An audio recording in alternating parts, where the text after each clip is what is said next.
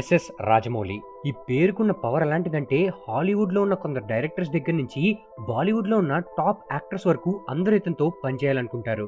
బాలీవుడ్లో తీస్తున్న సినిమాలు వాటికి పెట్టిన బడ్జెట్ని రికవర్ చేసుకోవాలని చూస్తుంటే ఎస్ఎస్ రాజమౌళి తీస్తున్న సినిమాలు మాత్రం గ్లోబల్ బాక్స్ ఆఫీస్లో దుమ్ము దులిపేస్తున్నాయి. రికార్డ్స్ మీద రికార్డ్స్ని క్రియేట్ చేస్తున్నాయి. అసలు ఎవరి ఎస్ఎస్ రాజమౌళి? దిగువ మధ్యతరగతి కుటుంబం నుంచి వచ్చిన ఒక చిన్న కుర్రోడు ఈరోజు ఇండియన్ సినిమాని ఎలా ఏలుతున్నాడు, డైరెక్టర్గా ఎలా ఎదిగాడు, ఒక్క ఫ్లాప్ కూడా లేకుండా ఇన్ని హిట్ సినిమాల్ని ఎలా తీశాడు, దీనికి సంబంధించిన పూర్తి వివరాలు ఈ వీడియోలో తెలుసుకుందాం. ఫ్రెండ్స్, దేశంలోనే అత్యంత డిమాండ్ ఉన్న డైరెక్టర్గా పిలువబడే ఎస్ఎస్ రాజమౌళి గారి పూర్తి పేరేంటో మీకు తెలుసా? కోడూరి శ్రీశైల శ్రీ రాజమౌళి. 1973 సంవత్సరంలో కర్ణాటకలో ఉన్న అమరేశ్వర క్యాంప్ అనే ఊర్లో జన్మించాడు. మనందరికీ తెలిసిందే రాజమౌళి గారి నాన్నగారి పేరు విజయేంద్ర ప్రసాద్. ఇతను ఒక స్క్రీన్ రైటర్ కూడా. రాజమౌళి గారి సినిమాలన్నిటికీ ఆల్మోస్ట్ ఇతనే స్టోరీ ఇచ్చారు. వీళ్ళిద్దరు కాంబినేషన్ వచ్చిన RRR, బాహుబలి మరియు మగధీర సినిమాలు ఇండస్ట్రీ రికార్డ్స్ ని తిరగరాశాయి. అయితే రాజమౌళి గారి ఎర్లీ లైఫ్ ఎలా స్టార్ట్ అయిందో తెలుసా? ఇప్పుడంటే రాజమౌళి గారు ఒక రిచ్ మరియు ప్రామినెంట్ పర్సనాలిటీ, కానీ చిన్నప్పుడు చాలా ప్రాబ్లమ్స్ ని ఫేస్ చేశారు. రాజమౌళి గారి గ్రాండ్ ఫాదర్ చాలా రిచ్ పర్సన్. సుమారు 360 ఎకరాల ల్యాండ్ ఉండేది. అప్పట్లో వీళ్ళ పొజిషన్ చాలా బాగుండేది. కానీ రాజమౌళి గారి ఫాదర్ కి మరియు అతని చిన్నానికి సినిమాల మీద చాలా ప్యాషన్ ఎక్కువ. సో ఉన్న ల్యాండ్ అంతా అమ్మేసి సినీ ఫీల్డ్ కి వచ్చేసారు. ఆ టైంలో వీళ్ళ పొజిషన్ ఎంత బ్యాడ్ అయిపోయిందంటే తీసిన సినిమాలు రిలీజ్ అయ్యేవి కాదు, ఒకవేళ రిలీజ్ అయిన సినిమాలు కూడా బాగా ఆడేవి కాదు. సో ఉన్న ఆస్తిని అంతా పోగొట్టుకున్నారు. సో దీనివల్ల ఆర్థికంగా చాలా ఇబ్బందులు పడ్డారు. ఒక పెద్దింటి నుంచి కేవలం 2 బెడ్రూమ్ ఫ్లాట్ కి షిఫ్ట్ అయిపోవాల్సి వచ్చింది. అండ్ కేవలం ఈ 2 బెడ్రూమ్ హౌస్ లో 13 మంది నివసించేవారు. ఆ టైంలో ఎస్ఎస్ రాజమౌళి వయసు కేవలం 10 సంవత్సరాలు మాత్రమే. కానీ ఈ ఇన్సిడెంట్స్ అతని చిన్నతనంలో చాలా ప్రభావం చూపించాయి. అయితే ఇప్పుడు ఇండియాలోనే నెంబర్ 1 డైరెక్టర్గా ఎదిగిన రాజమౌళి గారికి తనకి 20 సంవత్సరాలు వచ్చినంత వరకు ఏం చేయాలనే విషయం మీద క్లారిటీ ఉండేది కాదట. రిలేటివ్స్ దగ్గర నుంచి, ఫ్రెండ్స్ దగ్గర నుంచి, ఇంట్లో వాళ్ళ దగ్గర నుంచి, ఇలా అందరి దగ్గర నుంచి నువ్వు లైఫ్లో ఏం చేయబోతున్నావు, ఏం చేస్తావు అనే క్వశ్చన్ ఎక్కువగా వినిపిస్తూ ఉండేదట.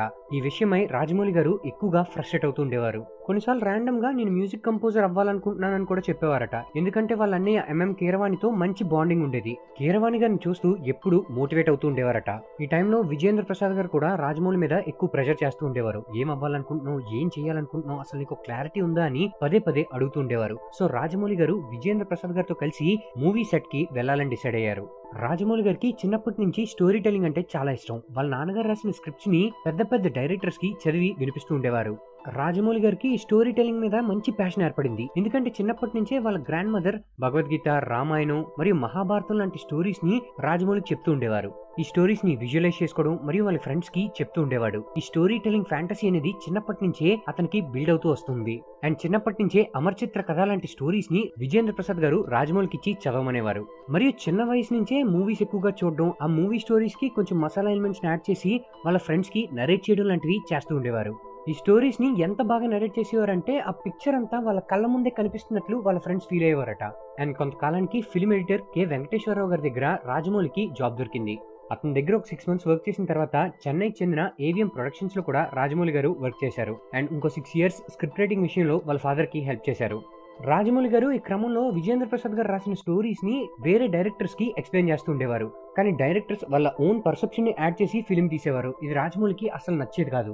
తను ఊహించుకున్నది ఆన్ స్క్రీన్ మీద కనిపించకపోయేసరికి డిసప్పాయింట్ అవుతూ ఉండేవారు. అండ్ ఈ డిసప్పాయింట్మెంటే అతన్ని రైటింగ్ వదిలేసి డైరెక్షన్ వైపు అడుగులు వేసేలా చేసింది. కానీ డైరెక్టర్ అవడం అనేది అంత సింపుల్ విషయం కాదు. 24 క్రాఫ్ట్స్ మీద పట్టుండాలి, ఎంతో నాలెడ్జ్ ని గెయిన్ చేసుకోవాలి. అండ్ ఒక న్యూ కమర్ గా ఇవన్నీ అచీవ్ చేయడం కోసం కొంత టైం కావాలి. సో రాజమౌళి గారు డైరెక్టర్ అవ్వాలనే ఉద్దేశంతో చెన్నై నుంచి హైదరాబాద్ షిఫ్ట్ అయిపోయారు. మరియు వాళ్ళ రిలేటివ్ అయిన గున్నం గంగరాజ్ గారి దగ్గర డైరెక్షన్ నేర్చుకుందామని జాయిన్ అయ్యారు. కొంతకాలానికి రాఘవేంద్రరావు గారి ప్రొడక్షన్ లో శాంతి నివాసం అనే సీరియల్ ని డైరెక్ట్ చేయడం మొదలు పెట్టారు. ఈ టైం రాజమౌళికి one of the most difficult times. ఎందుకంటే ఆల్మోస్ట్ 17 to 18 అవర్స్ ఆ సీరియల్ షూటింగ్ కోసం గడిపేవారట. ఈ టైంలో వాళ్ళ ఫ్రెండ్స్ గానీ, ఫ్యామిలీ మెంబర్స్ తో గానీ టైం స్పెండ్ చేయడానికి ఉండేది కాదు. మరియు అతని హెల్త్ మీద కూడా అసలు కాన్సన్ట్రేషన్ చేసేవాడు కాదు. ఈ ఎఫర్ట్స్ కారణంగా 2001 సంవత్సరంలో స్టూడెంట్ నెంబర్ 1 మూవీని డైరెక్ట్ చేసే అవకాశం రాజమౌళికి దక్కింది. ఈ సినిమాతోటే రాజమౌళి గారు తెలుగు ఫిల్మ్ ఇండస్ట్రీలో తన అడుగును వేశారు. అండ్ మనలో చాలా మందికి తెలిసిందే ఈ మూవీలో హీరోగా జూనియర్ ఎన్టీఆర్ గారు యాక్ట్ చేశారు. అప్పటికి జూనియర్ ఎన్టీఆర్ గారు ఒక ప్రామినెంట్ ఫ్యామిలీ నుంచి వచ్చిన రైజింగ్ హీరో. అండ్ ఇద్దరు ఆల్మోస్ట్ న్యూ కమర్సే ఆ టైంకి. అండ్ ఈ మూవీ అనేది జూనియర్ ఎన్టీఆర్ గారికి గానీ లేదా రాజమౌళి గారికి గానీ ఆ టైంలో చాలా క్రూషియల్. ఎందుకంటే ఏం తప్పు చేసినా సరే నెక్స్ట్ ఆఫర్స్ రావడం తగ్గిపోతాయి కాబట్టి. అండ్ ఈ మూవీ డైరెక్ట్ చేస్తున్న సమయంలో రాజమౌళి గారు అనేక ఛాలెంజెస్ ని ఫేస్ చేశారు. ఒకానొక టైంలో ఇంకొన్ని రోజులు అసిస్టెంట్ డైరెక్టర్ గా పనిచేసి ఉంటే బాగున్నేమో అని థింక్ చేసేవారట. ఎందుకంటే క్రేన్ యూజ్ చేయడం కూడా సరిగ్గా వచ్చేది కాదట. ఎందుకంటే టీవీ సీరియల్స్ తీస్తున్న సమయంలో ఈ క్రేన్ షాట్స్ అనేవి పెద్దగా ఉండేవి కాదు. సో దాన్ని ఉపయోగించే అవకాశం రాలేదు. సో ఈ విషయంలో అతను చాలా బాధపడుతూ ఉండేవారు. ఏదో ఒకలా కష్టపడి మూవీని తీసి రిలీజ్ చేశారు. అండ్ ఈ మూవీకి పాజిటివ్ ఫీడ్బ్యాక్ లభించింది. అండ్ జూనియర్ ఎన్టీఆర్ గారు ఈ మూవీతో ఓవర్ నైట్ స్టార్ గా ఎదిగారు. ఈ మూవీ బడ్జెట్ కేవలం 1.85 crores. కానీ ఎంత రికవర్ చేసిందో తెలుసా? 12 crores వరకు రెవెన్యూ సంపాదించింది. స్టూడెంట్ నెంబర్ 1 ఇచ్చిన సక్సెస్ రాజమౌళి గారిని మరియు వాళ్ళ ఫ్యామిలీని ఎన్నో రెట్లు పైకి తీసుకొచ్చింది. మరియు వాళ్ళ కాంబినేషన్ వచ్చిన అన్ని సినిమాలు హిట్ అవడం స్టార్ట్ అయ్యాయి. మరియు ప్రొడ్యూసర్లు కూడా రాజమౌళి ఒక రిలయబుల్ సోర్స్ గా మారారు. అతను ఇప్పటి వరకు తీసిన ఏ ఒక్క సినిమా కూడా ఫ్లాప్ అవ్వలేదు. రాజమౌళి గారి మీద చిన్నప్పటి నుంచే రామాయణం మరియు మహాభారతం సంబంధించిన రెఫరెన్సెస్ ఎక్కువ ఉండేవి. సో అందుకనే మైథలాజికల్ సినిమా చేయడం మీద ఎక్కువ ఇంట్రెస్ట్ చూపించేవారు. అండ్ తన first film student number 1 hit అయిన తర్వాత మోహన్ లాల్ తో కలిసి ఒక మైథలాజికల్ మూవీ చేద్దామని అనుకున్నారు. కానీ ప్రాజెక్ట్ కొన్ని అనివార్య కారణాల వల్ల ముందుకు వెళ్ళలేదు. ఫస్ట్ మూవీతో జూనియర్ ఎన్టీఆర్ ని ఒక యాక్టర్ గా అయితే నిలబెట్టాడు. మళ్ళీ వీళ్ళిద్దరూ కలిసి ఇండస్ట్రీ రికార్డ్స్ ని తిరగరాద్దామని డిసైడ్ అయ్యారు. దానికోసమే సింహాద్రి మూవీని తీశారు. అండ్ ఇది అప్పటి ఎగ్జిస్టింగ్ బాక్స్ ఆఫీస్ రికార్డ్స్ అన్నిటిని బ్రేక్ చేసింది. ఒక్కసారిగా జూనియర్ ఎన్టీఆర్ స్టార్ అయిపోయాడు. ఈ మూవీ బడ్జెట్ 8.5 crores అయితే ఈ మూవీ కలెక్ట్ చేసిన రెవెన్యూ ఎంతో తెలుసా? 25.7 crores. ఈ మూవీతో రాజమౌళి కెరీర్ కూడా స్పీడప్ అయింది. తర్వాత నితిన్ మరియు జెనీలియా జంటగా సై మూవీని డైరెక్ట్ చేశారు. ఈ మూవీకి 4 నంది అవార్డులు కూడా వచ్చాయి. దీని తర్వాత వచ్చిన ఛత్రపతి, విక్రమార్కుడు, యమదొంగ లాంటి మూవీస్ ఎలాంటి యుఫోరియాని క్రియేట్ చేసాయో మనం చెప్పనవసరం లేదు. కానీ వీటన్నిటి తర్వాత 2009లో రిలీజ్ అయిన ఒక సినిమా ఏకంగా ఒక థియేటర్లో 1000 రోజులకు పైగా ఆడింది. ఆ సినిమా ఏదో కాదు, మగధీర. ఈ పీరియాడిక్ లవ్ స్టోరీని తనదైన స్టైల్లో డైరెక్ట్ చేశారు రాజమౌళి గారు. మరియు ఈ సినిమా రైటర్ ఎవరో తెలుసా? విజేంద్ర ప్రసాద్ గారు. ఈ మూవీకి 2 నేషనల్ అవార్డ్స్ కూడా వచ్చాయి. ఆ టైంలో సౌత్ ఇండియాలోనే one of the biggest hit మూవీగా నిలిచింది మగధీర. మరి ఇంత పెద్ద హిట్ అయిన మూవీని రీమేక్ చేయడానికి బాలీవుడ్ వాళ్ళు ట్రై చేయకుండా ఉంటారా? వెంటనే బోనీ కపూర్ గారు రాజమౌళి వెంటపడి మరీ రీమేక్ రైట్స్ కొందామని ఎంతో ఆశించారు. కానీ ఈ డీల్ ఎప్పుడు ఫైనలైజ్ అవ్వలేదు. ఎందుకంటే విక్రమార్కుడు మూవీ యొక్క రీమేక్ రైట్స్ అమ్మిన తర్వాత రాజమౌళి గారు ఇంకెప్పుడు రీమేక్ రైట్స్ అమ్మకూడదని గట్టిగా డిసైడ్ అయ్యారు. ఈ విక్రమార్కుడు సినిమానే బాలీవుడ్ లో రౌడీ రాథోర్ కింద రీమేక్ చేశారు. ఆ మూవీ చూసిన తర్వాత రాజమౌళి గారు ఒకటే డిసైడ్ అయ్యారు. వాళ్ళ ఫాదర్ రాసిన స్టోరీని కరెక్ట్ గా తాను మాత్రమే జస్టిఫై చేయగలనని బలంగా ఫిక్స్ అయ్యారు. అందుకే ఇంకెప్పుడు రీమేక్ రైట్స్ అమ్మకూడదని ఆ డెసిజన్ తీసుకోవాల్సి వచ్చింది. మగధీర మూవీకి అయితే రీమేక్ రైట్స్ కొనడానికి చాలా హ్యూజ్ అమౌంట్స్ ని ఆఫర్ చేశారు. కానీ రాజమౌళి గారు తన డెసిజన్ మీద చాలా ఫర్మ్ గా ఉన్నారు. అండ్ ఈ మూవీ తర్వాత రాజమౌళికి ఎలాంటి క్రేజ్ ఏర్పడిందంటే యాక్టర్ తో సంబంధం లేకుండా కేవలం డైరెక్టర్ పేరుతోనే టికెట్స్ సోల్డ్ అయిపోయేంత రేంజ్ కి వెళ్ళిపోయారు రాజమౌళి గారు. ఇంకా రాజమౌళి ఎలాంటి సినిమా తీసినా ఇండస్ట్రీ రికార్డ్స్ బ్రేక్ చేస్తుందన్న నమ్మకం గట్టిగా వెళ్ళింది. అండ్ ఇక్కడ నుంచి రాజమౌళి కూడా కొన్ని out of the box ideas మీద ఫోకస్ చేయడం స్టార్ట్ చేశారు. అలా పుట్టిందే ఈగా మూవీ. ఎవరైనా ఊహించండి, అసలు ఒక ఈగతో సినిమా తీద్దామని ఎవరైనా అనుకుంటే కూడా ఇది ఫ్లాప్ అవుతుందని 100% నమ్మేవారు. కానీ రాజమౌళి ఒక్కడే అవుట్ ఆఫ్ ద బాక్స్ ఆలోచించి మరీ ఇలాంటి ఒక ఎక్స్పెరిమెంటల్ మూవీని తీసి ఇండస్ట్రీ రికార్డ్స్ ని బ్రేక్ చేశాడు.